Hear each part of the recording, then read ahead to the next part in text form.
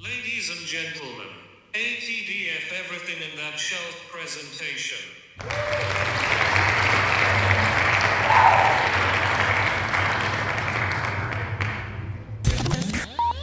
You're now rocking with TDF everything. Spoiled rotten.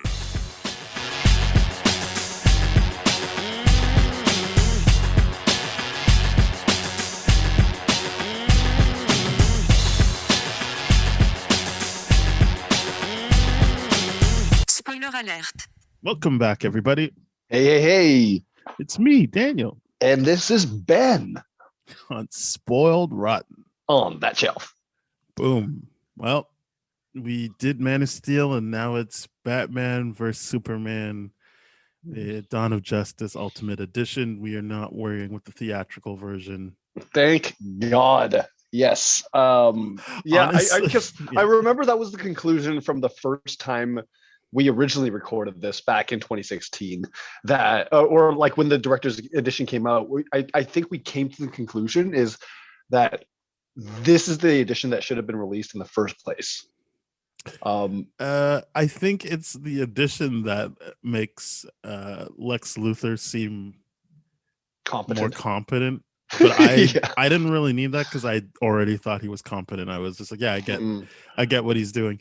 I think, because I need we revisit it. I guess it's a good thing we revisit it because I was watching and I was like, oh, like in hindsight, I feel like stuff is still missing. Like I'm not like, oh yeah, this is much better. I'm just like, wait, I kept checking to be like, am I watching the Ultimate Edition or not? Like it still felt like choppy and not great. Yeah, but at least from a narrative standpoint, everything's a little bit easier to get to. And everything links up a lot better and it's a more cohesive movie. But everything, you're right, is still very, very choppy and Snyderish. So There we go. Obviously, what we mean by that, we're going to talk about right now. So where do you want to start? The movie has too many things going on. Mm-hmm. I'm still confused by that opening where they're in.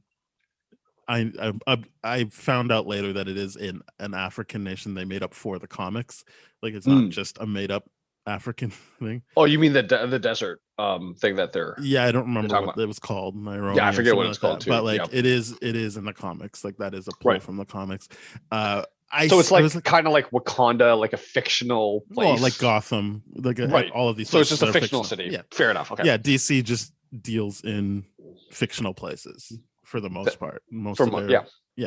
Whereas Iron Man can be just based out of New York City, same as Spider-Man. DC does fake cities mostly. Metropolis, Central City. Yeah. You get this stuff. But I understand Lex's plan of like, I'm going to burn a village and make it seem like Superman did it, but it seems like so convoluted that I'm just like, I'm always like, I think my main issue with this movie is it forces me to be like, I can't wait to get to the end of this. Like I'm never like enjoying it in the moment. I'm just like, oh yeah, we still got to get through this. Oh yeah, we still got to get through this. Yeah. So one of the things in that desert scene specifically, like, and this is like one of the questions I have at the end of the movie, which is like relevant to talk about now, but to me, it's a lazy scene. If we're led to believe that Lex is the one that's orchestrating everything, pulling the strings and trying to manipulate journalism because he knows Lois is going to be there, which is like, okay, good for you for planning and all that kind of stuff. Why would the finite detail of this specific lightweight metal that's not produced anywhere else in the world is used in this area? Why does he leave like breadcrumbs for Lois to find instead of just using, oh, here's just regular ammunition that literally anyone can use, and therefore it wouldn't go into investigative journalism to the degree of like, what does this bullet look like? You know what I mean? Like that's a really big thing to leave behind, and it's just like over and over again he's like, okay, well, it's in the wheelchair, it's in this alloy, and well, obviously at the end of the movie it doesn't matter anymore, he confirms it, but it's like, why would he be that stupid. I don't understand. I think this is, and I'm pretty sure,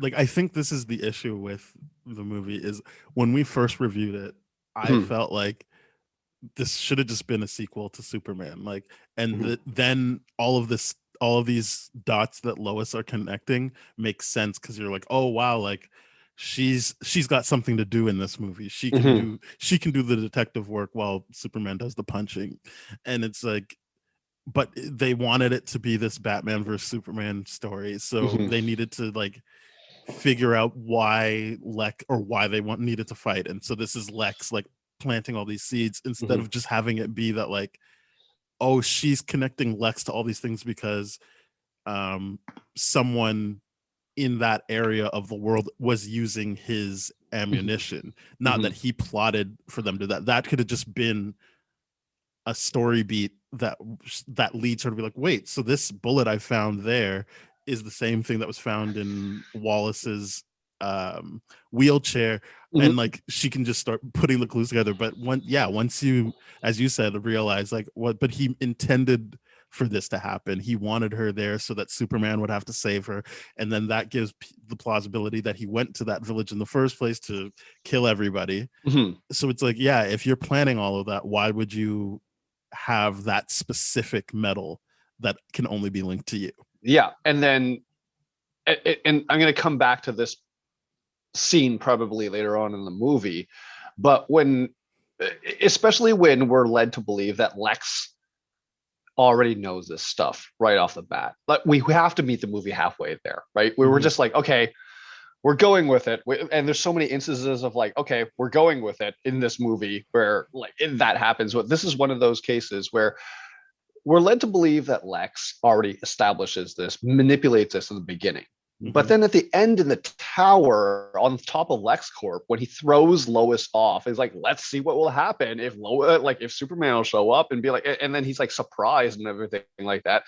It's either the dialogue, it's either the dialogue doesn't match up, which is what's weird to it, or I'm just like so exhausted. I think you just misread it. I think you just misread it because he said specifically, hey, let's talk about circles. And he circles her and fucks with her. And he goes, wrong shape. Let's talk about straight lines. And he said the straight line to Superman is through you. Pushes her to the ground.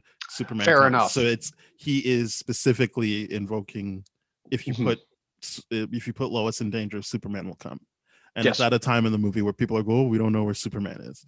So he's saying like, oh, I can just get him right now. Like, it's all like, I like Lex in this movie. He's the interesting thing for me.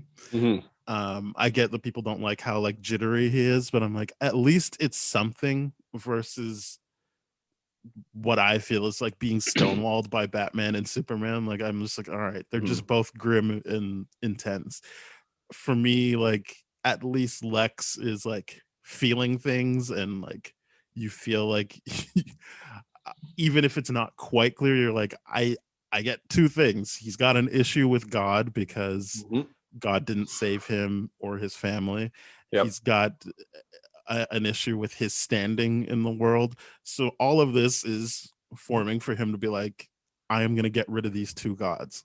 The Batman and Superman. Ultimately, he's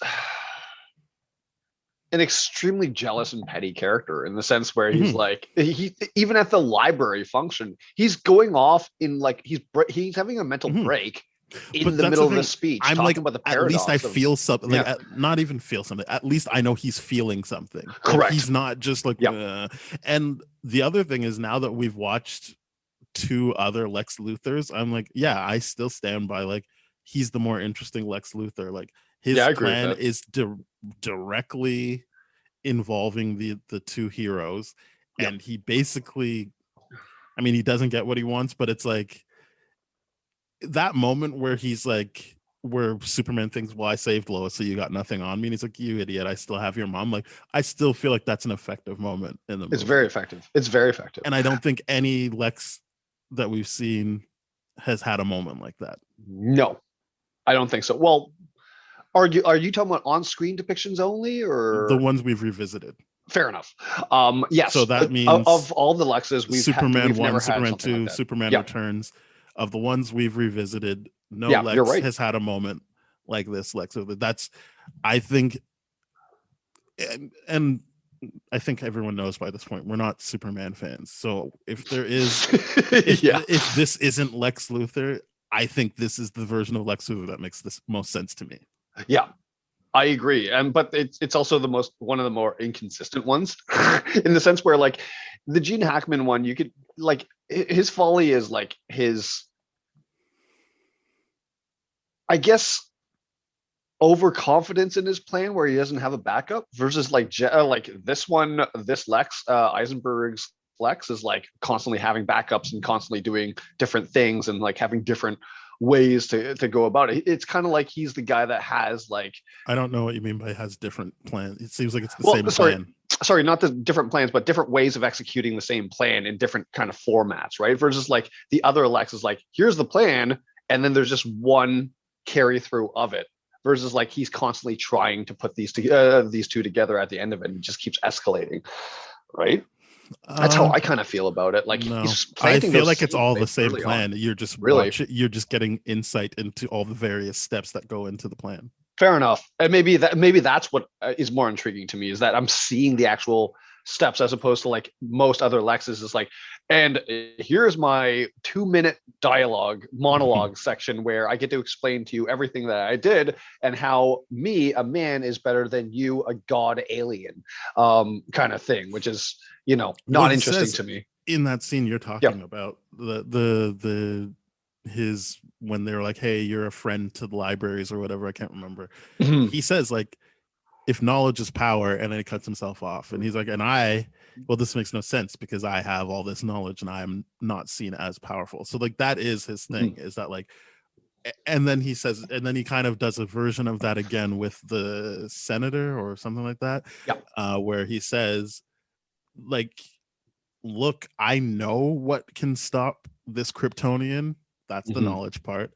And so now that we know that, we don't have to depend on this monster that can turn on us at any time. Like we have this deterrent now. And so it's that is his point, is that like we shouldn't be depending on these people that think they're gods. We should be able to like fight for ourselves.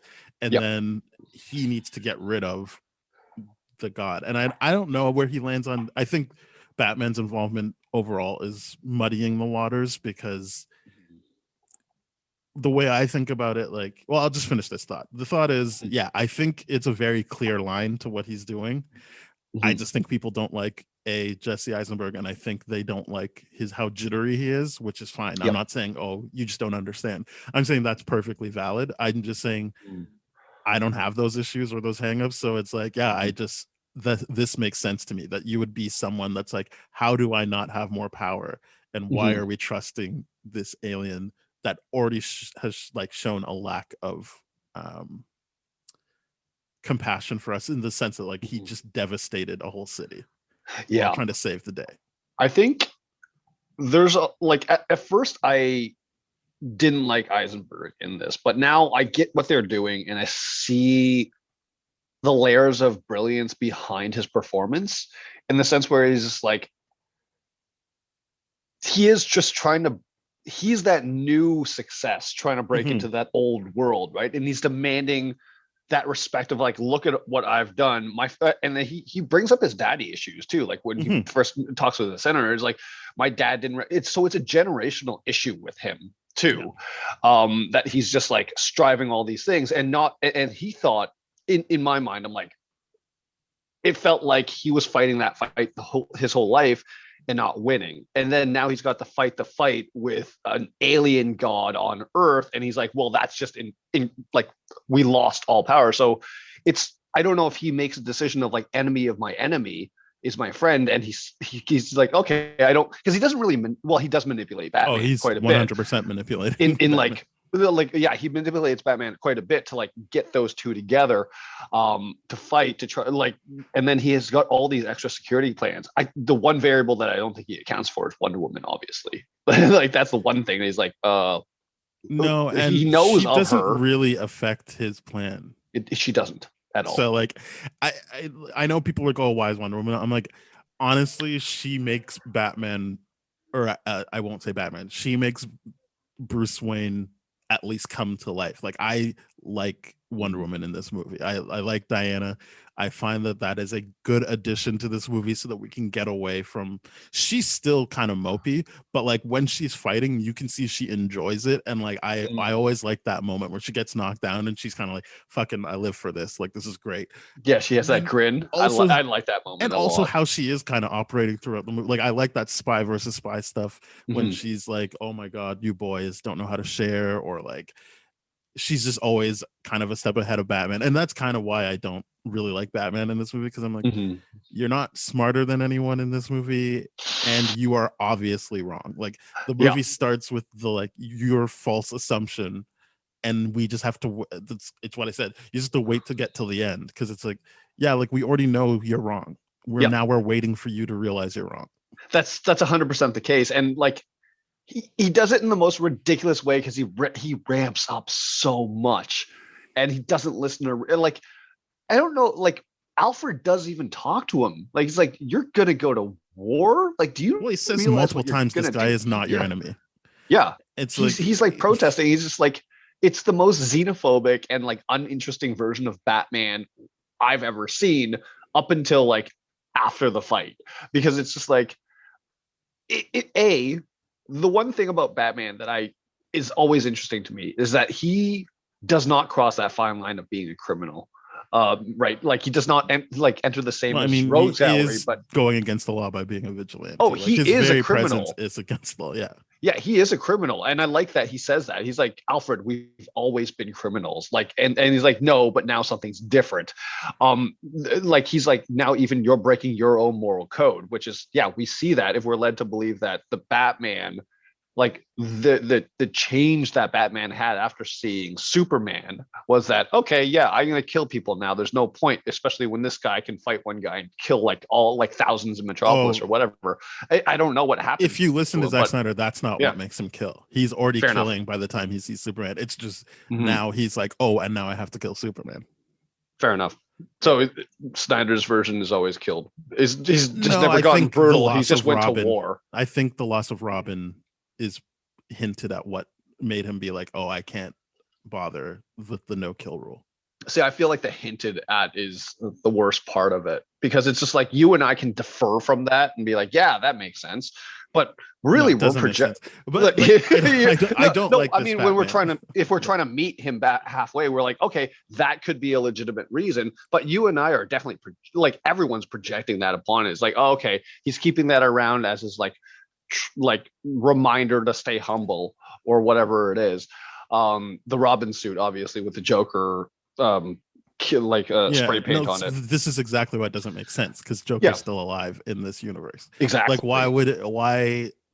And I think they said that it is, or at least she took the blame for killing Robin. Harley Quinn, like she's still alive. Joker's still alive. Like, it doesn't make sense It that doesn't make like any sense. of these people are still alive if Yeah, he was already, because like what you're saying is like, oh, just let me kill off the like thugs. That's Zack Snyder's talking, not Batman. yeah.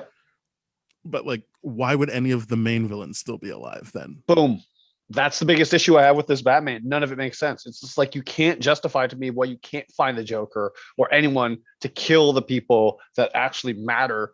That like everyone has logically said for the longest time is like, hey, if you just kill the Joker, maybe there's no issue, right? Anymore with that kind of crap, Mhm. right? Maybe you're enabling him. Maybe you are doing a song and dance. But like, and now he's like, okay, we're gonna kill thugs and thugs only, but we're gonna make sure that Lex Luthor faces jail time. Yeah, like he wants Lex to go to jail. He wants to Wildly intimidate Lex, inconsistent. but it's like, Yeah. yeah. So that's none of it makes sense. But like, Yeah. it's whatever changed him to being a killer. It's irrelevant. It's Yep. like you put all that effort into a Superman, but can't get rid of the Joker. Like that's Mhm. it's fucked. But anyway, Yeah. Yeah. I think my I enjoyed Wonder Woman in it because it's someone who likes what they're doing. Yes. You see her. I mean, the movie brings out more context, but ultimately, it is someone who is like, well, I'm just going to play on the sidelines And then she's finally like, I can't afford to do that anymore. She steps in to help. And she's not like Batman, who seems to just be punishing himself, or Superman, who's like, I don't know even why. I don't even know why I do this. And then like before he goes to deal with Batman, who he says to Lois, I have to convince him to help me or else he has to die. No one stays good, and then flies off. I'm like, what the fuck kind of line is that to give Superman before he goes? Like, that's the other thing. I do not care for this fight. Them fighting, I don't understand how, if you are actually emotionally invested in the movie, you could be excited about the fight, because the whole thing is you see the time he has to save Martha. Yep. And so every second he's not convincing Batman, you're like, what the hell are you doing? Stop. Yeah. Just tell him what's happening. That's entirely the case. It's just like, okay, Batman's got all these elaborate setups, and it's very clear that none of it's even affecting Superman. And it's very, very clear that Superman, all he needs to do is just pin him down and be like, hey, this is what's happening right now. But I do appreciate the fact that Superman is trying to explain. Like, he doesn't just jump in and they start fighting right away. He tried to explain for a second, and then he got annoyed, which is fine. For a very, very like, small second. But it was like, Bruce, and then you're like, oh, come on. Yeah, and then you the can annoyance fly, part. go back up in the air and talk to him. Yeah, and then the part where it's like, okay, you're hitting Bruce back for no real reason, because we know that Bruce isn't actually hurting you until the kryptonite bomb goes off in your face. Like, and then once that goes off, it's like, okay, yeah, this fight, you're punching each other, but like at the whole time you're right. The fight is the countdown. You're like, you're just wasting time, man. You just need to save. Like, this is what needs to happen right now. Like, come on, this is dumb. Yeah, I feel like my thoughts were like, I don't feel like it feels like this is inevitable. Like, it's just so heartbreaking that they do have to fight. It's just no, like he didn't explain anything, and Batman's an idiot that doesn't know what he's doing. Like, it doesn't feel like, oh, we've like written this so perfectly that it's like they have to fight. It's not like Man of Steel, where it's like, okay, that is definitely something that is having to come to like fruition. Like, that is like, okay, that has to happen. We can be excited for this. This is like, no, none of this needs to happen. This is stupid. Where's the ice breath? Where's Superman's ice breath? Like, just freeze Batman down for a second. It's just like, hey, chill. And that would have been fun. And then just explain. I think what I needed to really see bad. I know that they can't do it because then it steps on their Martha moment, but I needed to see Superman actually explain the situation and Batman be like, you're a liar, and then still fight him instead of just like, he didn't say anything and then they fight. Yeah, that would have been better. You're right. I still wouldn't like it, but I would be like, I mean, at least Superman got it out. Like, Superman that would have been said what needs to happen. Yeah, that would have been more true to the characters. Like, Batman obviously wouldn't trust anyone. Superman being like, oh, like, hey, I don't want to hurt anyone. I don't want conflict. Like, I want just solutions. Like, that is Superman at the end of the day. He doesn't want to screw things up. But because I think, again, watching it for the Martha moment, which I still think good idea, maybe bad execution, is that like, even in this one, it's made more clear that it's more Lois saying it than it is not Martha, just Lois being like, that's his mother, you like need to save his mother. That actually shifts his gears than it is the word Martha. Like, I know people like to obtusely joke about like, oh, it's because they have the same mother's name, but it is more like the movie sets up at the beginning, his dad's last words were Martha, or maybe even save Martha. Yeah. So like, that would be a thing of like, why the fuck did you say Martha? Like, I understand being stopped in your tracks. I didn't think he was like, and now we're friends. I think he was just like, what is happening? What is happening? Until Lois steps in to be like, that's his mother. And then, as I've always said, it's like, okay, he's got this human vouching for him, and he has a mother. He has someone he cares about. These are two things tethering him to Earth. If you're understanding that Batman is like, he has nothing here, he's not loyal to us, I need to kill him. That is the moment where he's like, okay, I understand what makes him loyal to Earth now. So actually, rewatching it this time, I read that scene very, very differently, extremely differently. And it was related all entirely to the redoing of Bruce's parents' death scene. Like that, it's all redoing. Because I noticed one thing very distinctly with that scene. First and foremost, the Thomas Wayne does try to fight off unsuccessfully, and then he's trying to, and then Martha's there, and he's like, and he yells Martha. In that, I read it as when Superman started saying the name Martha, it felt to me that Batman suddenly felt like he was the one that killed his parents. Like he was like suddenly in that position where it's like, okay, this is, I'm the villain guy. Like I'm the burglar guy that killed my dad and my mom. Now it's like, have I really gone that far? Have I really lost myself? And he's like, he stops and he just has that shock moment where he's like, oh my God, what am I doing? Kind of deal. And then they get to explain everything. And so like now, if I look at it from that perspective, I'm like, okay, on some level, Snyder, through the convolutedness that he does, that was actually kind of great. Like that moment to me is like, okay, like Batman now sees himself as the villain that he's been throughout this whole movie, and now gets like a point of time where he gets to listen to everything, do something different that the burglar didn't do when he killed his parents, and then prevented this whole thing. Like to me, I'm like, okay, that scene read the exact same as the opening scene to me. Yeah, and that's always been the case for me. That like Mhm. the only reason I didn't bring that up initially is because it's fine if he's not a killer, and and for me, what I like about Batman when he's written the way I like him, I won't say written well, just the way I appreciate it, is his mission is so that no one loses a loved one to violence again.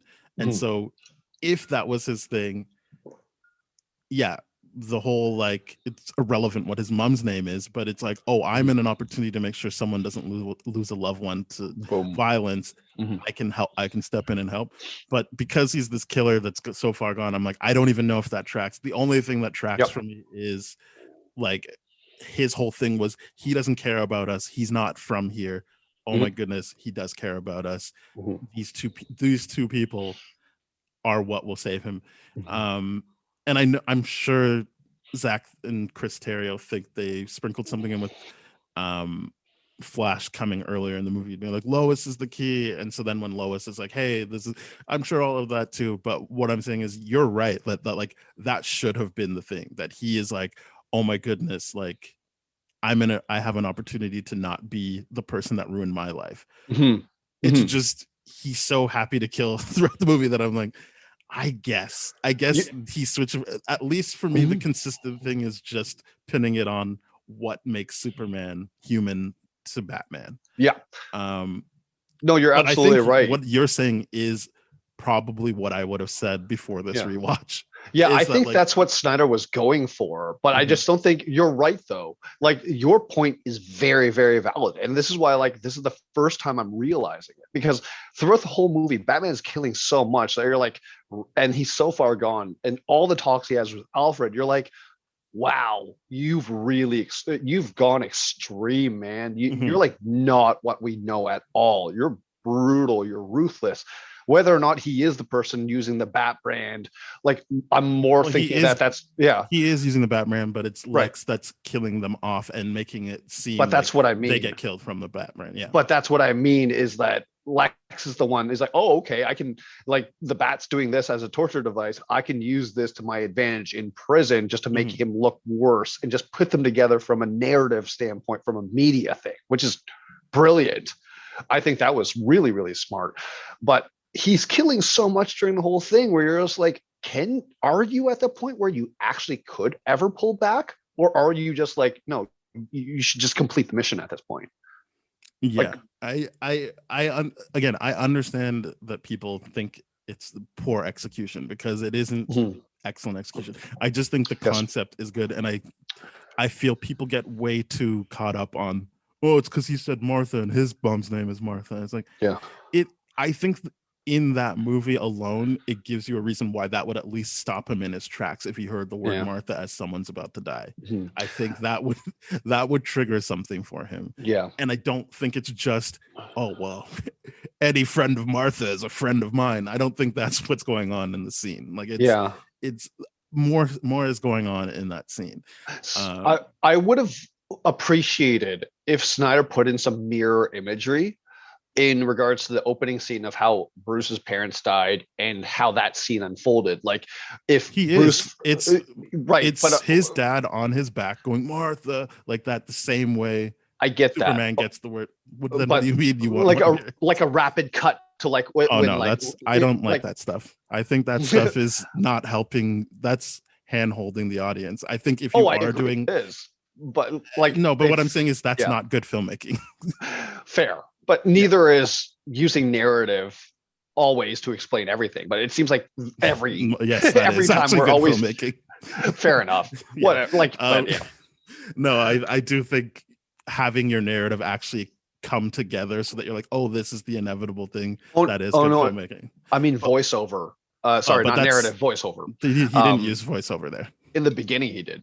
Not there, but it's just it's good. Like to me, I'm like, I get that it would have been weaker, but at the same time, more people would have gotten that point of like even like I'm thinking of like a Reddit subthread where like a screenshot of like Bruce being like no to his like mother being killed and like Lois being like no in the same kind of way would have been like, oh, that's what he was doing. Like I think stuff like that would like after the fact, not within the movie, maybe, but I don't, because we're not talking about this movie like a year later. We're talking about it 5 years later, and people still think it's a stupid thing, right? Like, do you think those people don't know that that's what happened? I think people just don't like the idea that they're so caught on to like it's because they have the same name that like the whole thing goes out the window, and because Batman is such a hard character to track in this movie. Like there's the religious stuff of him being the person that's going to kill Jesus. I understand that. But then even if you're using that lens to look at it, then you're like, yeah, he's just the bad guy. Why did he stop? And then if you know Batman from the comics or have some version of him, even if it's just the animated series, you're like, why was he doing any of this throughout any of this? So it's like, that's what I mean by poor execution is you've set the moment up to fail regardless for people who aren't genuinely invested in the story, which I think is the case. So yeah, I think what you're saying has already been made apparent to people. I've had conversations with people and they're still like, it's still dumb. So I agree it's still dumb, but then in my mind, I'm just like, okay, if we're factoring Bruce's PTSD in and like that was a re-trigger, and I'm trying to be very gratuitous with this and be like, okay, cool, if from a mental health standpoint and like that re-triggered and all that kind of stuff, then sure, maybe. But execution wise, everything we're saying is still true. I'm just saying like, hey, this is one thing I've noticed and this adds to it, but it's still inconsistent and rocky. I guess what I'm saying is you didn't need to like read a thread to see what you saw. You just watched the I didn't movie read again. a thread. I didn't. No, that's what I'm saying. You didn't need that. So what I'm saying is you still came to that conclusion because you were engaging in it in good faith because you wanted to talk about it on this podcast. That's what I'm saying is that like it's all there for you to see. It's not like it's just people. It is like, yeah, I don't genuinely know why people. I just think people are kind of checked out by that point in the movie. Yeah, and I would agree though. Like that was had it not been my dog needing to take a walk in the middle of the movie, I don't think I would have had the attention legs to notice that part of it, because I was just like, oh, okay, you're interrupting me at a good point. They're about to go to Metropolis, they're about to fight. Okay, cool, let's go. So then when I took them out for a walk, started up again, I'm like, hey, this plays out similarly to the first scene. I'm like, oh, I recognize something. I'm like, that makes it stronger, but it's still weak. It's still poor execution. So this is what I'm saying. Like everything is there. I think it is a moment that's a good idea that isn't done well. I don't think cutting between them makes it better because then fair enough. It's like it's just like see what I did, get it. Like I like when you make someone lean into it. Like I think that is better. It's getting people to actually engage in what you're doing. as Fair opposed enough. to just being like, here you go, this I did it. Like, see, get it, like the beginning of the movie. Like, that's the point. Like, so to the same extent of being like, oh, why do we always have to see his parents die? In this movie, watching that scene helps you later on with a big decision Batman makes. Yeah. It is all coming together. Like, stuff like that seems more inevitable, or maybe I'm using the wrong word, but it seems a better use of writing and then they fight. Like, that's what I'm saying. Like, it is a good idea. It's just you've got this complicated Batman figure in the middle of your good idea that kind of throws people off, in addition to having a movie that's not that engaging. Yeah. And then also on top of that, having a movie that just really just piles on so much toward the end in regards to like, here's Justice League stuff too. Here's this stuff too. Here's this stuff. Here's this stuff. It's just like, the beginning of the movie is fundamentally different from the end of the movie, and that's all Zack Snyder movies. I get that in terms of the action pacing and all that kind of stuff. It's end heavy, but in the beginning of the movie, the first half, it actually genuinely does explore some very, very interesting questions about Superman and his presence on Earth and all that kind of stuff. And I'm like, it's really good from a discussion standpoint and all this kind of stuff, but there's no real payoff toward the end of it. There's no payoff because Superman's not a character in this movie. And that is, I would say, if not the first, a second major flaw of this movie. If you're looking at it like, okay, we did Man of Steel, and you look at that as Iron Man and Iron Man 2 put together, and the next time you see Iron Man is the Avengers, you don't lose anything of Iron Man and Avengers. You lose everything of Superman in this movie. So even if this wasn't a direct sequel, it's just like, hey, here's a spinoff, which I guess technically that's how they view it. You're still taking your flagship character and then being like, I don't know. He's just sad.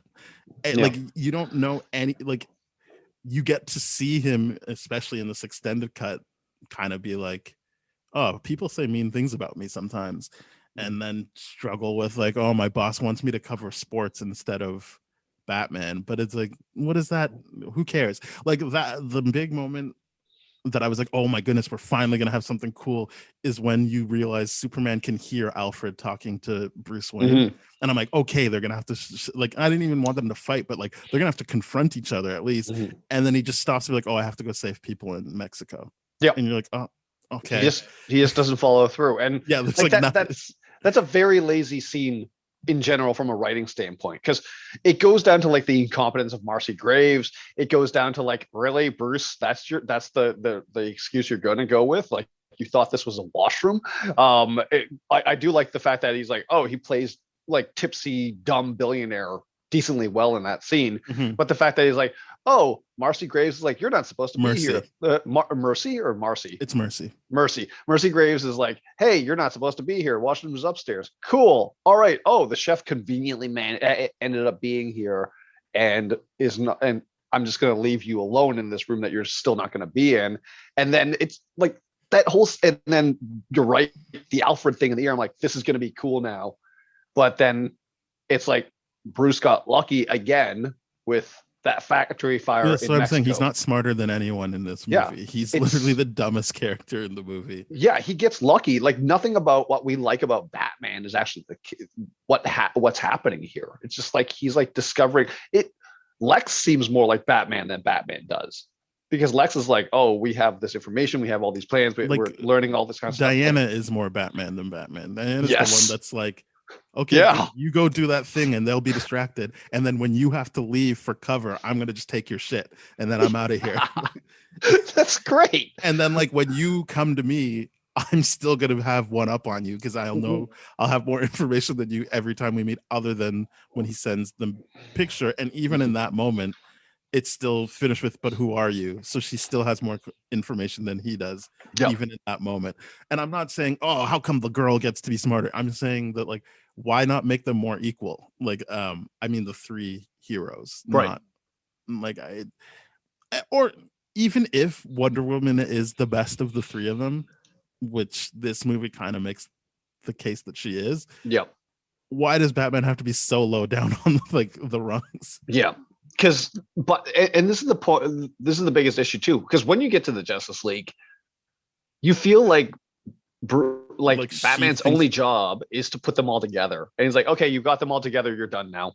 And like that's what it feels like in the whole Justice League movies, and the right? theatrical one, yes, but Yeah, I think, in the theatrical one. I think the general idea is still muddled because it's like Diana looks at him like he's the leader, and it's like, why would you ever respect anything he does?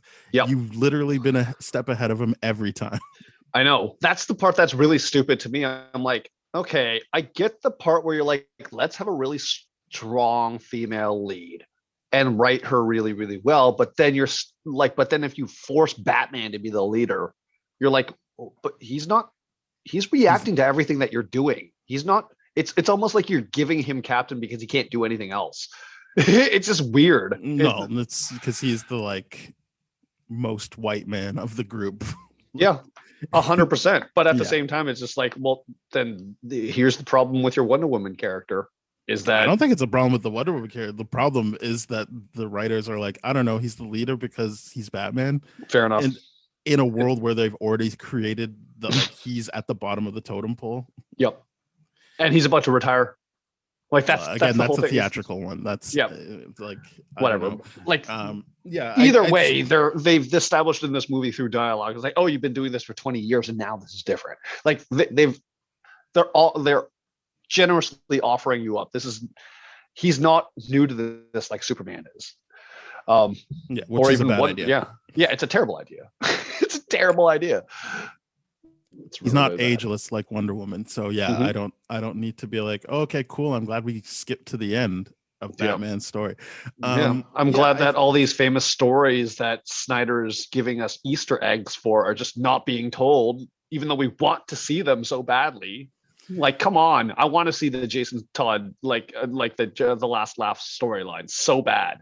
Oh, Death in the Family. Death in the Family, yeah. Yeah. That I want to see that so bad. And Snyder just like, hey, we're gonna tease you with it. And I'm like, God damn it. Come on, man. There's Yeah. 20 years of Batman history that you're telling us is there, and you're not doing anything about it. That's so infuriating. Especially since he keeps being like, but what happens in the desert in the future? Huh? It's like, oh, that's what we're exploring. Oh, that's Yeah, too and bad. we're also like looking at this and like how soon in the future is that? Because we're saying like Batman's 20 years into his Bat career and like 5 years away from his Bat retirement. Then it's just like, are you saying that desert future is within 3 years time? It's just it's a weird thing to me. The whole thing is weird. Yeah, I don't like it. I think, yeah, my dislike for the first time Batman and Superman meet, we're gonna do Dark Knight Returns stands, so you can listen to those episodes if you want me to expand on that. I'm trying to think of anything new I felt, but I do think that like rewatching this movie really just made me like, I wish we could get to the end already. Like, Yeah. I wasn't, there wasn't a lot that I'm like, oh, I'm glad we're in this scene again. I'm just like even the warehouse scene felt like, yeah, like he is undeniably fighting well, but it just feels like, I don't know, like what. Oh, you mean what end? the Batman like the fight scene? Yeah, in the warehouse. that's the one that uses like Oh, Arkham style Arkham fighting. Knights. Yeah, Yeah, like, which that was cool the first time I saw it, but even then, like in the movie, I'm still feeling like, couldn't this have happened earlier in the movie where we can enjoy it, because there's still the element of not Lois, Martha Kent is gonna die, so like now would be the time for him to like stealthily get her out of there. I'm constantly get to the part where he saves her. Like, I don't feel like awesome, like let's keep doing this. I'm just like, I wish we just had this earlier in the movie to show off his skills, because it's like, why are we showing off his skills after like the main threat is gone, and it now is more the time for him to just get in and out. Yeah, it's really frustrating how this movie is paced and all this kind of stuff. And then I don't know what to talk about next, because I feel like we have to talk about the dream sequence with the Flash kind of thing. So there's like Because we kind of did talk about that already. So wait, about- so the yeah. first dream sequence is he goes to sleep and then it's in the desert, and Yes. you're talking about when he comes out of that and then has another thing of Yeah. Flash coming. So I'm assuming that's not a dream. I'm assuming that's just the Flash came to him through time. Right. But then they also make they make you Or does he again. wake up from that? He wakes up again from that, which is Okay. why it's so confusing. It's like, okay, he wakes up from his first dream, and then he's like, oh, he's in the Bat Cave, and then the Flash does his thing, and then once that's done, he wakes up again. So you're like, what the hell? This is so weird. Like, you can't Inception him. Like, this is And again, so weird. why is man. all of Wrong this- movie franchise? And I get. Sorry, when I ask this question, I know that it's happening to Batman because it's about Superman. But why isn't Superman getting moments like this? I don't know. It's Because such a weird. Like, why not? Like, I feel like. Well, if the information we that we're given from the Snyder Cut is what pieces this together, then obviously they're not trying to convince Superman not to turn evil. They're trying to prevent the conditions in which I don't Superman mean why turns is evil. Flash not coming to him to be like, hey, don't turn you. It's just it's so much invested in like building up Batman, but like the new, like, we already know Batman realistically. Like I feel like you should have been investing in people being into Superman. Yeah. I think it's a weird choice to invest, like, even to the point of like at the end of the movie, Batman has another showdown with Lex Luthor, and you're like, how is none of this a Superman thing? Like, why is there so much focus on Batman, considering he's not that complicated of a character in this movie? Like, he's complicated to read situations, but it's more like it's complicated because they just decided, well, he's the bad guy. Yep. He's wrong. He's the bad guy. But then they're giving him all these moments, and you're like, oh, why? Like, why not invest in your hero? Yeah. It's weird because it's like, okay, Batman's the bad guy, and I guess we'll give him more screen time because that's what everyone wants.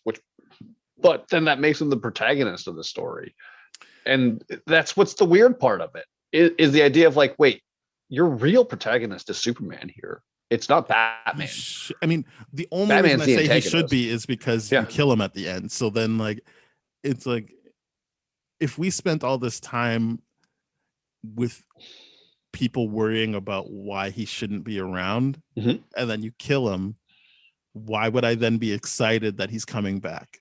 Yeah, Like, and then why are we ground moving, which he doesn't even follow up with it, and that's not a function of Joss Whedon changing things. In like, his idea was he never was going to get resurrected unless they intervened. So I don't even know why they did the shaking the dirt thing. I was like, the dirt thing makes absolutely that no even sense. feels empty now. You're just like, oh, it feels so empty, and it's just like, oh, you're going like, the dumbest thing is like, we know you're bringing him back in the next movie. You can't have Justice League without Superman. So you're bringing him back. We know that. So you didn't even commit to letting us think that he's dead. You didn't commit to letting us feel that for about a year or something like that. You were just like, and Earth is rising a little bit. And you're like, so, okay, so that means, to me, he's starting to regenerate already, even though he took out a nuke and needed the sun to rejuvenate. We just saw that in the same movie, but he's buried underground and he's in a box and he's going to rejuvenate from that. Okay, that's dumb, first and foremost. Secondly, in the Justice League movie, why isn't he partially rejuvenated at that point, if that's what you're saying, right? Why is it that we have to bring him back to the ship and reanimate him a la Doomsday style, but without Lex Luthor's blood? It's like, the whole thing to me is like, you're not letting the audience feel what they need to feel, because you're just like, okay, he's dead. We're also making it so that the whole debate aspect of this movie is gone because the world's unanimously mourning Superman's death now. instead of Exactly. anything else. Like you And said then at the beginning, yeah. it's all these people talking about the worth of super, or not even worth, but like how to frame Superman, because obviously there's some frustration with him. But then that's all gone because your lasting memories is like they have this big parade for, not even parade, but like a big procession for him, and like there's a big deal made out of him dying. Yeah. And I guess you could say, oh, it's because people feel like he died for them, but also Batman and Wonder Woman were there, so maybe like, but the thing that doesn't make sense too is also like, okay, we're led to believe that the woman that is very, very vocal, going on the news and being like, hey, I want to talk to him, I want to know how he decides who lives and who dies. We find out that's a paid actor from Lex. Great. But then we also find out like the guy in the wheelchair that had his legs like amputated and he defaces the Superman statue. There are legitimate people that do hate Superman, and like a lot of people are criticizing him. So it's just like, okay, you planted one seed of narrative in the media, but then so many more people have legitimized it, and now it's not just Lex, right? I know we watched the unedited or whatever, the extended version, but in the theatrical, they don't let you know she's an actor. So my assumption is okay, fair. That like, okay, I'm trying to like boost your point that it makes no sense that like, they don't show anybody. Like, I always think about that scene where he's saving the people in Mexico, and then this people were like, I feel like they were trying to recreate Katrina for whatever reason with the people on the houses. Those are people that depend on Superman, but they don't like. At no point do they look happy he's there. Like, I feel like that's a big thing to at least show that like there are the people that are like that, like in the worst possible situations, just the sight of him coming like brings them back to life, so to speak. Like they're still kind of just like and he's also upset that he's there, and I'm just like, yeah, like where are the people that are like, wow, we really got to honor this guy?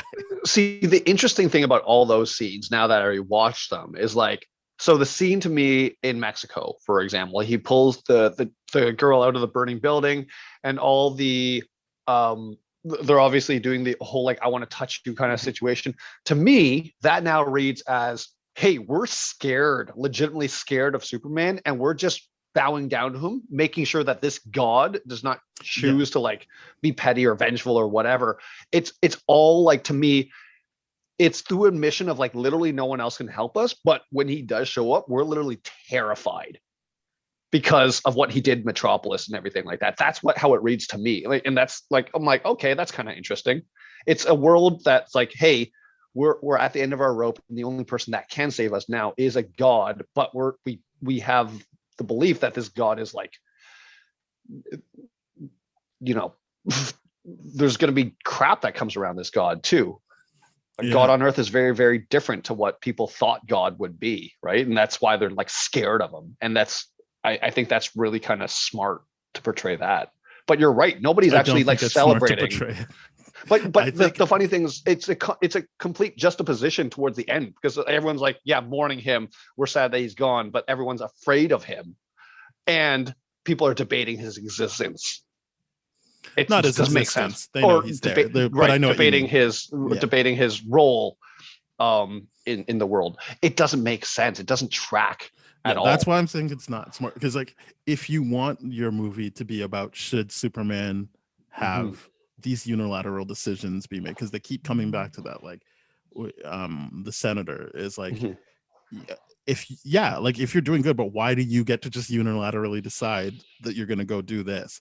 And obviously this came out at the same time as Civil War, so it does feel like you got the one idea of like how that works, and then there's this one where it's like that movie really leaned into that discussion. And Batman vs Superman, it's kind of just window dressing. It's just kind of like, like if people think about that, because that doesn't pay off at the end when everyone's sad that Superman died. And I mean, I guess he already had a memorial, so there are visual clues that people like him. It's just there's nothing in the dialogue or his interactions with people that make it seem like people like him.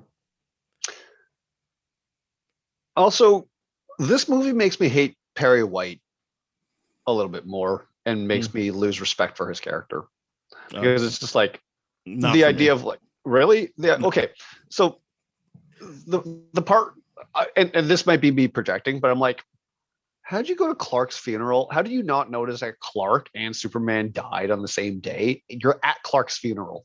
Like, I don't understand why. Like, and maybe That's I'm the just like, comics. That's I yeah, mean, if it's weird that that's the time you're like, oh well, I don't, because that's the whole point of Superman. yep. No one knows. They did a smart thing with just being like, no, Lois knows. We don't have to bother with that. I But do it like is that. the everything else is just like, yeah, that's the comics. No Oh, one ever knows. and Lex knows, so that's great. Yeah, and his villain, but like, yeah, that I thought there was gonna be some actual dialogue that made you be like, oh, what a terrible idea. It's just like, oh, he just acted like he does in the comics. Yeah, it's true. I like, that's why I like, okay, this legend. You said this, hate. That's so strong for What? such a soft, like, he doesn't know. He doesn't know Superman's Lex or Superman's Clark. I hate him. No, well, you're right. I am too liberal with the use the use of the word hate. That is rather extreme.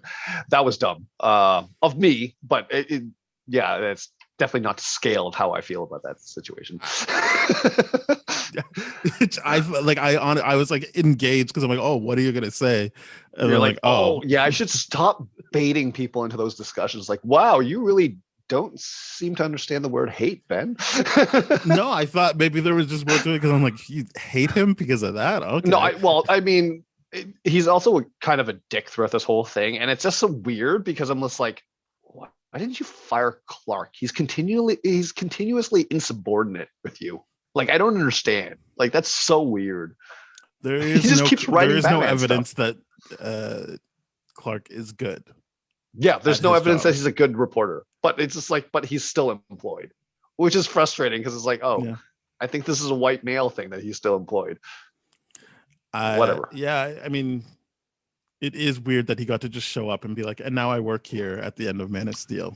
The more you think about it, It's not only that too. It's but just like, okay, maybe during it's just Lois's. yeah, like Lois gave a recommendation, and it's clear Perry respects Lois. maybe, or maybe it's just it's, I don't know what it is, but it's just a weird situation when you're constantly seeing Clark not follow direction and being like, hey, I wanted you to write about football, and you went to a party, and like, and you were supposed to cover that, Mhm. and what do I have? Like, I have nothing, and you keep writing Batman articles.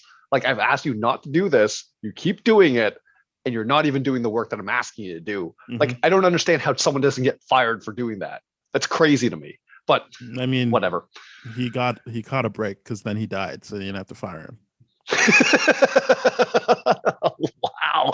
Yeah, that's true. He's like, oh yeah, well, I'm glad that you died first, so I didn't have to be the bad guy here. That's really Probably funny. his days were numbered at I never remember what that place is called. Alien Planet. That's the one. I think his days were not. I actually, it doesn't matter to me. I don't care. But I do think you're right that like Perry as a character doesn't really have any strong moments in this, but also, what do I care? At the end of the day, Yeah. like, Because they're not really it's interested not a in fleshing Superman out those movie. characters. It's Yeah. not a super. It's clearly not a Superman movie. So Yeah. why like- respect any of the characters you introduced that are related to Superman? I guess. Yeah. Jimmy Olsen. Okay, did I miss something? I thought they specifically say his name is Jimmy Olsen in the extended did. cut. They Oh, do. okay. Oh, They okay. do. I missed that part like then. in the introduction. This is what's really, really confusing to me in this cut. I'm glad we're talking about this. When Lois lands, he meets Jimmy Olsen for the first time. Now, I Mhm. appreciate that they upgraded Jimmy Olsen's character to be a CIA operative and all this kind of stuff. But then the dialogue is consistent, or at least to me, because I remember Lois being like, remember when we did this? I'm like, wait, why would you say remember when we did this when you just said, hey, I'm Jimmy Olsen? She didn't say remember when we did this. She said when I do these things. Oh, when I do these okay. things, this guy, like the other person, not him, says nothing. Like she's just Fair trying to be enough. like, hey, shut up. Okay. Well, this isn't how this works. We don't talk. Right. And I will say though, my hangups about Lois from Man of Steel completely gone here in like all the journalism aspects. I'm like, yeah, okay, that's Lois. Great. I love it. That was like that opening scene with the Jimmy Olsen thing. I'm like, that's kind of perfect. That's kind of what I was hoping to see. And I do see this here, and I'm grateful for it. Yeah, they upgraded Jimmy Olsen's character to be a CIA operative and all that kind of stuff. Great upgrade. Boom, you're dead and executed in the first scene that you're introduced in. That's just why do that. And then Mercy Graves, again, expendable character. I'm more upset about Mercy Graves than Jimmy Olsen. Like I'm Mercy way Graves more is an upset. amazing character. Yeah. And then they're just like, well, one, she's gonna have one line, which is the bathrooms are over there. And Yep. two, for no given reason, even in the 3-hour version, Lex just kills her. And I'm Yep. like, what? Why? Like, I why don't- did he do that? It's Yeah. not explained. It's not even hinted that maybe she turned on him. And I'm like, we already are at over 3 hours in this Mhm. movie. Why not explain that? Like, how is Mhm. that something that, oh no, that was just how we always wrote it. No, I agree. That is by far so much more annoying than the Jimmy Olsen thing to me, because I'm like, there's no justification for doing that. Granted, we get it. You're evil, but we'd like to think that, hey, Mercy Graves, who's been your go-to person for quite some time, I'm sure that that person is still valuable to you, and to like just kill them off blatantly for no reason whatsoever is just ridiculous. I think at some point in the cartoon she becomes like an android or something like that. Like she gets, well, that's cool, but obviously that was not the intention here. It's just like, oh, she's just dead, and it's like, why? Like, why did you... It doesn't like make his point more, or like it still would have been the same thing if the senator's looking and she's like, oh, Lex and Mercy aren't there. Like you see their signs there, and she's like, oh fuck, like we're fucked. Like it's the same thing. It would have been the why same she thing. had to die. No, you're right. It would have been the same thing. And it's just like, even at the point where it's like she realizes what's going on. Yeah, she looks betrayed. She couldn't so you're have like, run. No, she couldn't run. Like, she couldn't do anything. Yeah. And your last thing is basically seeing her look betrayed. And I'm like, well, yeah, why? Like, why even throw that in there? It's just, I mean, we've talked about Zack Snyder. He's just like throwing things at the wall. But like, it is a weird story beat that he betrays Mercy because it doesn't help his situation. Yeah, like, and it's so could have kept her alive. Yeah, it's just like he's not that person too, right? He's not that, or at least this movie's not interested in making him out to be that person. He's just like, hey, I want this goal, and to get to this goal, he's not like really just... Yeah, it would be one thing if she questioned his like how powerful he is. Like if she was like one of those Miss Tessmacher characters from the earlier one, and they had like, because she doesn't say anything, so there's no banter going on. She's just supposed to be the sexy woman beside him, which isn't her character in the show or what I know her from. Like I feel like she has a personality, and you actually like Mercy, I like her as a character, so it's just like, oh, so she's not going to say anything, which is problematic because it's like an Asian woman. It's like, yeah, let's silence the Asian character, and then like you blow her up for no reason, and it clearly wasn't part of the plan she thought she was doing. So it's like, so you betrayed her, and then it's like why throw that in there? But it's also inconsistent for Lex's character decision. It's just none of it makes sense whatsoever. None of it. I get that people are expendable for him, but it's more like, if you want to show like how calculated it is, I feel like that scene makes more sense, to specifically that you focus on Mercy being betrayed. Right. It would be one thing if she just happened to be in there and she blew up. You still would be like, oh, that's weird. That was his sidekick or whatever. But like the fact that they put the effort into showing that she looks betrayed, it's like, well, clearly we're missing something here. Like it's a very weird moment. So like it would be one thing if they actually did talk, and at one point he felt like she's getting a bit too big for her britches or something like that. And I'm like talking about in the extended version. Like to the extent that we're already going over 3 hours, like what's another like 2 scenes to be like to build up. And now Lex feels like he can't even trust Mercy. Yeah. I mean, it could be very much like a mirror version of the Alfred moments, where Alfred's like, oh, you're doing this now. And it's like keeping him in check. Like if there was evidence of Mercy like having a conscience that she kind of went against Lex's plan and everything like that. And then Lex was like, you know what? You're right. And just like lied to her, manipulated her, you know, in that scene. You're like, you know, you're right. We've gone too far. We've forgotten why we're doing this. It's for protection of humanity. You're right. Let's hear what the senator has to say. I'm just going to go to the washroom real quick, and then have him like do a smirk or something like that would have been like, oh, okay, that's why you did it. But literally, the way the scene plays out, it's just like, oh, I forgot you were there. And I'm just like, you're an idiot, because well, he didn't forget, because he specifically says, hey, keep my seat, like save me a seat in there. right. Exactly. Like, so he is sending her in to get killed. True. And he's sending her in to like sell the lie that like, oh, he's going to be there too, I guess. Like, it doesn't make it's inconsequential at that point because she's in there and not him. Like, he's not there. That's what people would care about. Yeah. There's no point at that point, because it's just like, listen, we've already got all these people here. Superman did show up. Everything is going as planned. And then, hey, this person that's been useful to me this whole movie would still probably be useful to me. I think that's the part that pisses me off the most, is how they wrote Mercy's character to be like so useless in this movie. It literally looks like she's a personal assistant, as opposed to like how awesome that character is supposed to be for Lex. It's just disappointing to see. Yeah, it's a real shame. Yeah. But yeah, what else is there? I guess this time I was like, maybe he did pee in that jar. I still don't think that's the point. I don't think it's a point. Yeah. I think it's exactly just calling back what she said to him. You can piss in a jar, call it Granny's peach tea or whatever. And the idea is, well, I'm here and I got to you. That's the point of it. And I guess I looked at it like, wouldn't she have smelt the piss? It's a pretty big jar. Like, not just her. She wouldn't be the only one who smells it. That's why I always thought, I don't think it's piss. I think it's just putting the doubt in her mind. But she does kind of look like she thinks it stinks. It's just, how was no one else on that panel, like the person next to her, even being like, what is that smell? Yeah, I think the weird thing to me about that scene is like, she should have known something's up, because I'm like, she got a mason jar, everyone else got a glass. Yeah, and that's why I'm saying it water. Looks like she doesn't notice it, as in like she doesn't smell it or notice it. Like, it doesn't seem important to her until she's kind of surveying the. That's why I always thought it's not pee, because you would smell that. Like, that's a lot of pee. You would definitely smell that.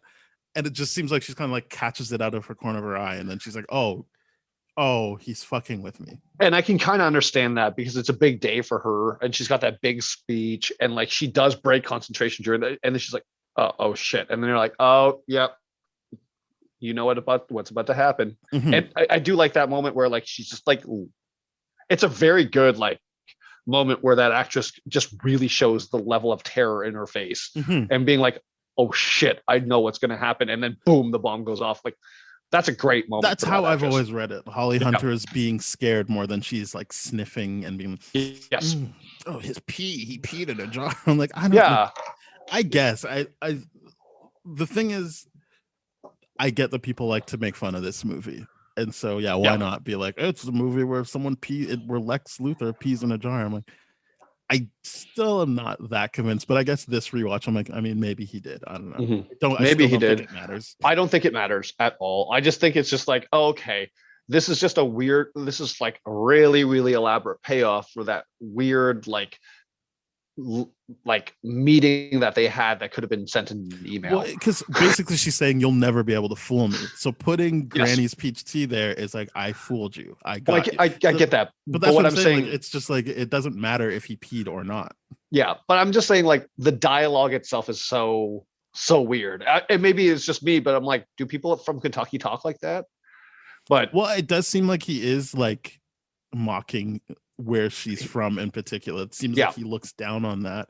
And she's definitely leaning into it too. Like, you're a junior senator, you like, you talk like this, so maybe you don't know what you're talking about. I'm superior to you. So I do think it's important she says things like that, because it's supposed to be illustrating like how Lex perceives her. Right. And I do like what she says. Like she did say something about being a pig wrestler in Kentucky or something like that as a young girl. So I'm like, like when she says that to Lex in that scene, I'm like, oh, she understands fully what Lex is, how Lex is sizing her up, how Lex sees her and all this kind of stuff, is fully leading into it and be like, hey, listen, you might see me as this, but I've done this shit. I've wrestled with people like you before, and you're just a slimer, and you're Mhm. just a slimy, muddy pig, But and he I can got her. get you. But he got her because he dirty. Yeah. He put a bomb in a wheelchair. I do like that the movie. I think you already said it, like that Lois has the moment in this extended version. She's like, "Oh my goodness!" Like he bought groceries. He obviously wasn't like he isn't in on it. He wasn't Yes. planning to die. Then she's like, and it's got lead lining so that Superman would have never been able to like, Mhm. like all of that. Again, I have always said like, Batman being in this was a mistake. Like Yes. just do the Superman sequel, Mhm. and because there's enough for people to do in this sequel, and Yeah. then you really get to cement like the hate Superman and at least Superman to Lex. Like it's quite clear Lex hates him.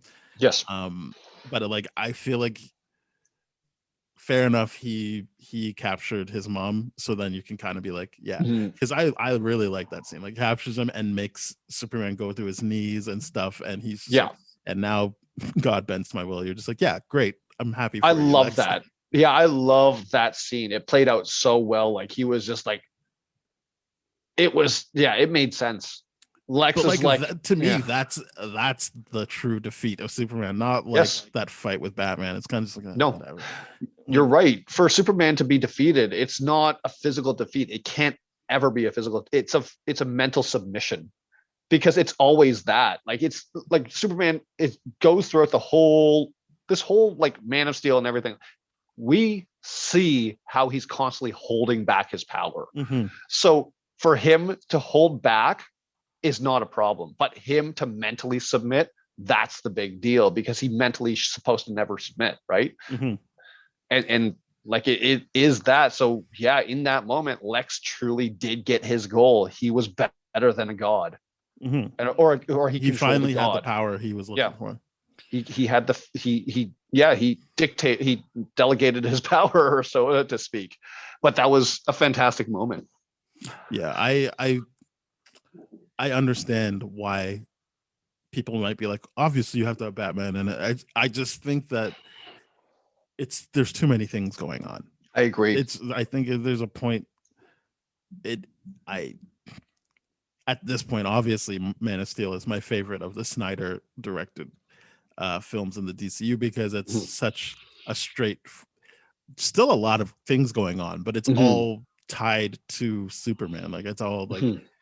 it makes sense what's going on. Like even adding the whole like the codex is in him. Like it Mhm. still means you have to engage with Clark Kent Superman. Yeah. And then you get here and it's like we have to deal with Batman. I even think they Mhm. did a good job of Wonder Woman of just being like, yeah, she's on the sidelines because that's how she plays, and Mhm. we already know we have a movie coming for her, and that's probably another thing. They didn't. I think they knew that they wanted Ben Affleck to do the Batman movie, but it wasn't slated. I don't know, or maybe Mhm. it was, but it wasn't going to be the next thing we saw. Right. So so it was like, well, we really got to build him up. We really got, and it's like you're building up a character who's at the end of his story. So what do I care? Like, Yeah, and it's just, that is always going to be the biggest thing. Is like, why put him 20 years into the career? Like you could have done 10 and it would have been just as effective because or it's the I was thinking at the beginning, like, oh, this could have just been the story of like what gets him to really take being Batman seriously. Like, even if that, and I know people would be like, no, he has to, but I'm like, we're already fucking with stuff. He's a killer in this. Like, I would have probably rather been like, this is the story that made him like before he thought he could just beat up a couple of thugs, do things on, and then seeing Superman, he's like, oh, like that's the level you have to take it to. That's the escalation I need. Like I really gotta put fear into these people, and like, and I have to step up now. Like this is me going to the next level. yeah. To I be agree like, with oh, that he's been doing sentiment. it for like 20 years, and you're just like, you're already like you've got this emotional callus anyway of like of just like we're always criminals Alfred, like how many good guys are still like blah blah, and you're like How I many don't know, stay man. that way? I I don't agree. like him that much. I agree with that sentiment a lot. A lot. I agree with that. Like it just seems to me like saying that this is the beginning of Batman lets you kind of push some stuff off to a solo movie. Mhm. But then you need to try and like build up all the like Easter eggs to the past he had, and it's just like, I guess so. I don't know. It's weird because I agree with you. This should have been the movie that signals that Batman is fighting now on a different level. That he's now fighting metahumans as opposed to violent criminals with great mastermind capabilities and maybe sometimes mutations. Like he's now fighting like out of his rogues gallery. We're looking at Killer Croc, we're looking at Bane. Like all these things are like reasons that science could have explained, and that's why it's less of a threat to Batman, because it's like, okay, well, if science can explain why Killer Croc exists and why I mean, Poison Ivy and all really. this kind of stuff, well, it can't. We're right, but we're led to believe Not that it's Poison a Ivy either. mutation and stuff like that. But they're on the same level of Batman as a character in regards to power level. But now fighting Superman should have been the thing. Like, okay, now I am on a totally different level. I'm the only one that can do this on this level, and him upgrading and being like, now he's going to fight people like Brainiac, for example. And now how is he going to do this? Like that would have been interesting, but they completely just screw that over. He doesn't go on to that next level because he's just like, oh yeah, I had to put this together before I retire. And then I'm like, this is stupid. This is just dumb. I'm like, why? Why do that, Batman? Well, the Terrible. next movie after this is Suicide Squad, which I still maintain is the best Ben Affleck Batman. Yes. Of all of the Ben Affleck Batman stuff. Yeah. So we'll see if that still holds true when we watch it. I don't know when that episode will come out, but I just know that that's the next one we're recording, and hopefully the Batman stuff holds up in that. Yeah. It was short and sweet, and I was like, yep, you got everything I wanted out of that. And the most terrifying version of Batman. I liked it. It was so great because I even liked this Batman. They sprinkled a little bit through there where like when you're seeing Batman through surveillance camera and the way and his encounters through the villains, he's genuinely terrifying. But then that opening scene where it's like he's on the wall, just the corner of the wall, it's just like that seems really dumb. It's just like you're just staying there. Like like he crawled away. Yeah, it's like, well, this is no, this is the fact that he's like staying in the corner of the wall and like staring down. It's like, well, this looks awkward. Did you think that they wouldn't see you there, or like because the light's on in the room? Like, I don't know what the point of you doing that was. Like, just get the jump on the guy. Like, if you realize you didn't have a place to hide, don't hide in the corner, in the top corner. It's stupid. So dumb. I know what they were going for. He's more of a being than he is a human, and that looked more inhuman than other times in the movie. Yeah, but especially with the way, especially with the way the women in the cage downstairs, they were like, say they said they were like, it's upstairs and everything like that. The demon, or I don't think they say demon, but like it's upstairs and would refuse to get out of the thing. It's just like, yeah, I get it. They're trying to make him look like a demon. They're trying to make him like they're building into that fear aspect of people. But then when people are just fighting, you're just like, wait, you're just a guy with a suit and you're just hiding in the corner. Wait, what the hell? And you're like 20 years into this and you're the weakest of the Justice League. Like it just makes you want to slap Snyder for making a lot of these decisions. Yeah. Well, he did say he wants to do Dark Knight Returns, which I feel like he already did, but he thinks he didn't. So yeah, wow, good for him to revisit that material. Good job, buddy.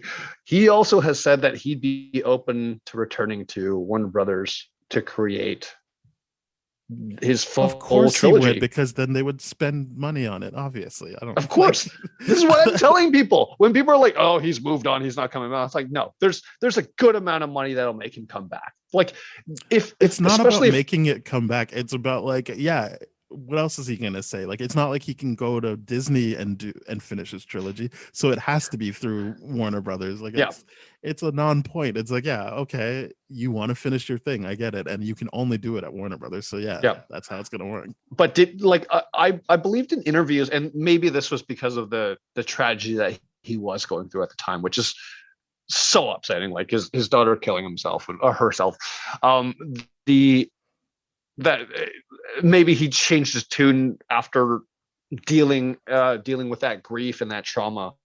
I don't know. Like that's one thing about I feel terrible for I'm not Snyder going to about speak that. on that. Yeah. I think there's enough stuff out there for people to see and make their own conclusions. But yeah, I don't want to Fair get enough. into like someone's state of mind after their daughter kills themselves. That's And that is very, very fair. I'm not. Yeah, that's I should pull back from that discussion. yeah. But yeah, yeah. It's just it's a difficult movie because it's a difficult position where they started from. A lot of it to me is lazy. It assumes a lot, and the movie forces you to meet. Just be like, okay, I guess that's what we're going with. I guess okay, sure. I guess that's what's happening. It happens a lot with Lex. It happens a lot with a lot of different other characters, and it happens huge time in the Martha moment. Depending on how you see it. Now, I was just trying to legitimize it a lot this time with the watch through, but yeah, I still think it's weak. It is not well executed. I still maintain it's a good idea. Yeah, especially I agree. Since they stick with it throughout. Like Conceptually, in it's Justice good. League, actually, maybe they don't really stick with it in the Snyder cut of Justice League, but I thought they did a good job of being like, hey, that's information Batman has now. That like that's what he's in for, and that's why he brings Lois. And I guess the mom kind of just staggers and meets him at the farm. Yeah. But like that stuff is that I'm like, yeah, that makes sense, and it actually gives us a new way of looking at Batman. Of like, this is information he had. And so, as opposed to having the like kryptonite bullet that he keeps on himself in the comics, it's like he just knows like we got to keep Lois and Martha in play. That's my fail safe with Superman. Yeah, he can be so easily manipulated. Again, I don't know if he's looking at it manipulation. I think he's just like, if things go south, that's what's going to anchor him. Yeah, that's manipulation. Whether we want to manipulate or whether we want to call it that or not, it's very clear that Superman's very easily manipulated with Lois and Martha. Like this movie goes ahead and shows it. I guess that's like saying like, hey, if someone's upset and you bring their mom to them, you're manipulating them. I guess I don't see it that way. I see it as I definitely see it that way. Comforts them. I definitely see it that way. I see they're manipulating because it's not what they wanted to feel. So but you don't know that. Changing what? Fair enough, but you don't know that. I believe he's being manipulated here because obviously he is. He's very easily manipulated. It's like, I have your mother, now go kill Batman. What I'm saying is, yeah, I think that's you misunderstanding what I'm saying. What I'm saying is, he knows that what makes Superman human to Batman is those two people. And so whenever Batman's like, oh, this guy's gone off the deep end,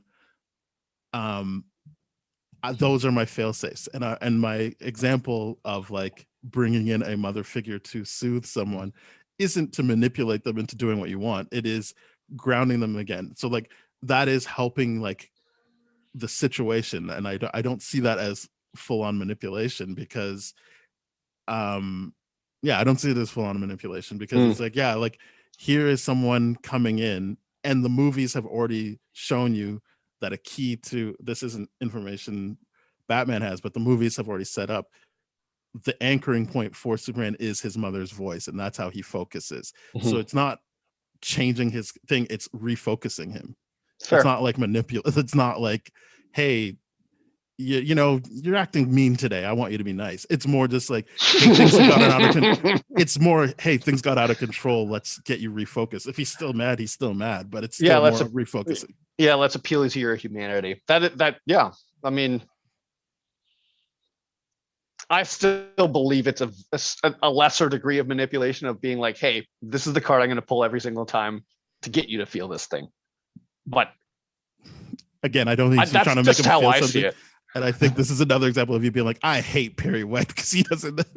It's like, you're using the word, but is it the best use of that word? You're right. It's not the best of use of the word. I'm full on admitting that. I know I'm a little extra in regards to that, the use of that word for sure. Yeah. No, yeah, absolutely. But yeah. Yeah, this movie is still. Let's rate this movie. Still a mess. Yeah, where are you at with it? It's a solid 5.5 for me. 5. It's a 6er. Good. It's a 6er. I'm glad you liked it more than I did. Just like, yeah. I do think, and this is my new theory for Zack Snyder movies, when watching at home, Mm-hmm. an intermission does help. Could. I just was like, it's not even like I'm like, oh, I can't wait for this scene. I was just like, I just want this to be done so that I can talk about it intelligently. Yeah. It just, for me, critically analyzing Snyder films, the intermission, like Chewie annoying me midway through the movie, needing to go to the washroom, and I can hear him stirring now, is just like the perfect kind of like, okay, perfect. Let's reflect on what I did watch and then set up what I am watching next. That's what's been helping me.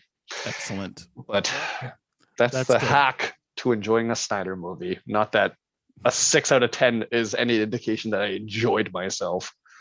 Still a solid passing grade, my friend. It's passing grade. Yeah. It's not unwatchable, but it's a mess. Yeah. Agreed. It's a failure to understand the characters. It's a failure. It's basically watching someone play with action figures in front of us. Yeah, that's kind of the Zack Snyder way. Yep. That seems to be his move. Yep. Your mileage may vary on how much that's enjoyable to you. Well, yep. Thank you very much for having this conversation with me. And thank you very much, everybody, for listening. We are part of the That Shelf Podcast Network. There's other great podcasts such as Bad Game Movies, Black Hole Films, Changing Reels, Composers. So just get on over there and listen to those as well as ours. And if you'd like to hear older episodes of our podcast, you can go to tdfeverything.com/spoiledrotten. Our Twitter is @tdfspoiled. Our email is spoiledpodcast@gmail.com. We are on Apple Podcasts, Google Podcasts, Stitcher, Spotify, iHeartRadio, Amazon Music, a whole bunch of places. So please go there, rate, review, subscribe, share with your friends. And if we aren't there, get in touch with us by email or Twitter and let us know where you need us to be so you can listen to us more frequently. Thank you. Cheers. Bye-bye.